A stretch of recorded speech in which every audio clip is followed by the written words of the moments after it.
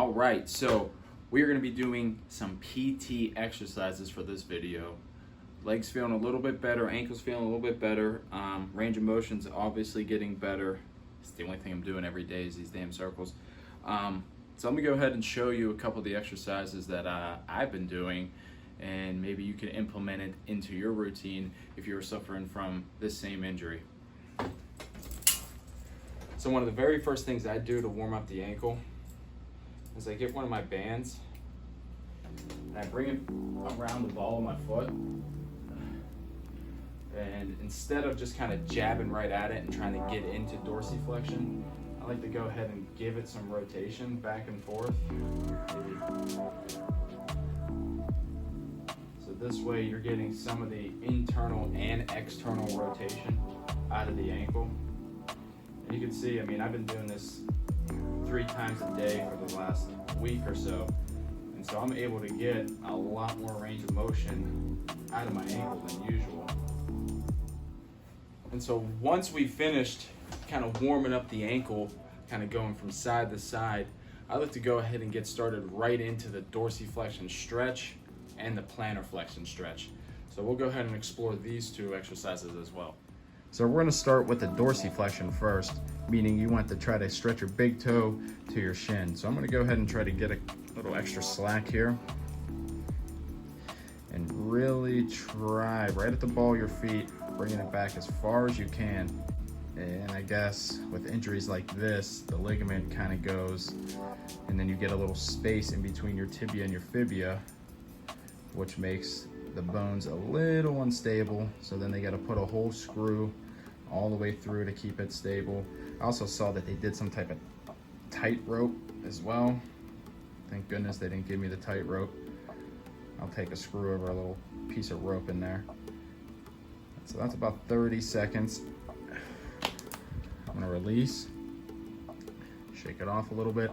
I'm gonna try it again. What? Not that leg. You doing exercises? You doing exercises with us? Huh? What? Okay. What you doing?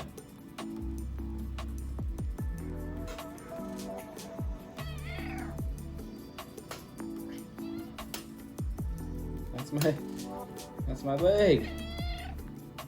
You protecting that leg? Is that the good kitty?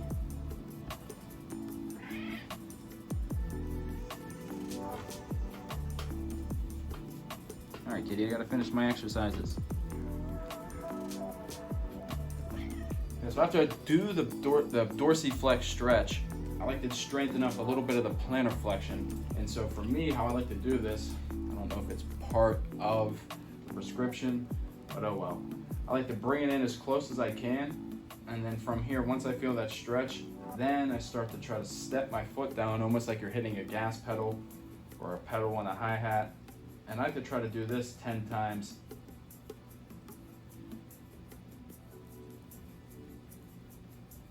Because when you think about getting back into walking, just having normal gait movement, you gotta have toe lift and you gotta have heel lift.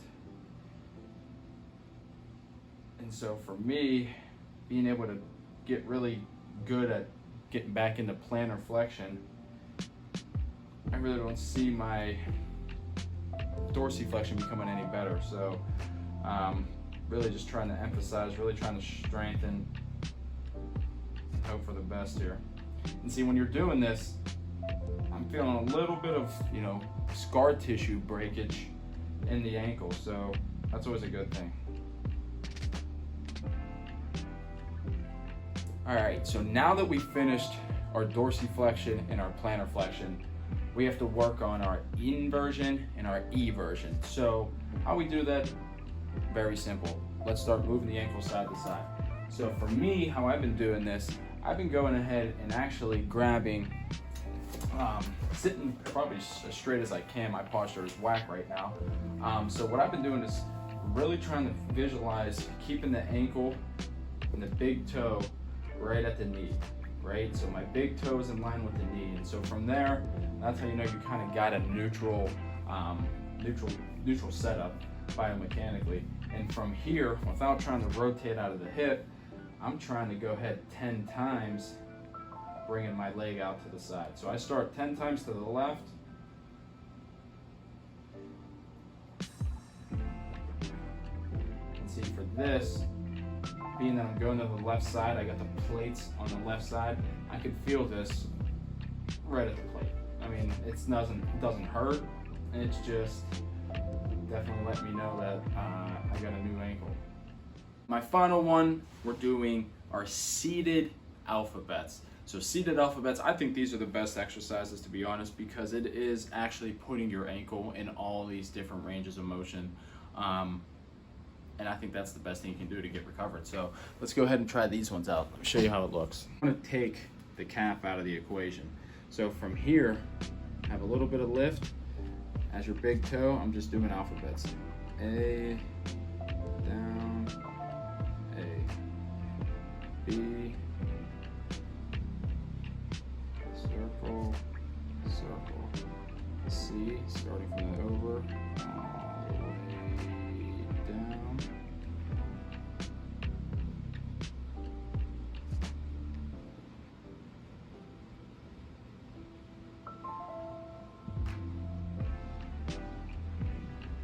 You can see these are getting a lot better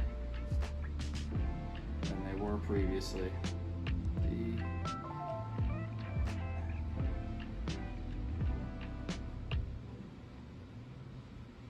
I don't want to bore you with the whole alphabets, but you kind of get the point. So those are some of the exercises I've been doing personally to help my recovery in my trimalleolar fracture. Hopefully this can shine some light on some people. If you're not even at this stage, maybe you're still in surgery or whatnot, hopefully you can see that there is some light at the end of the tunnel, because if you can go back a couple of the other videos, I was not in good shape, and today I still have pain, but it's not as excruciating as it was before. So hopefully we can see some more progress in the next couple videos, and I'll see you on the next one.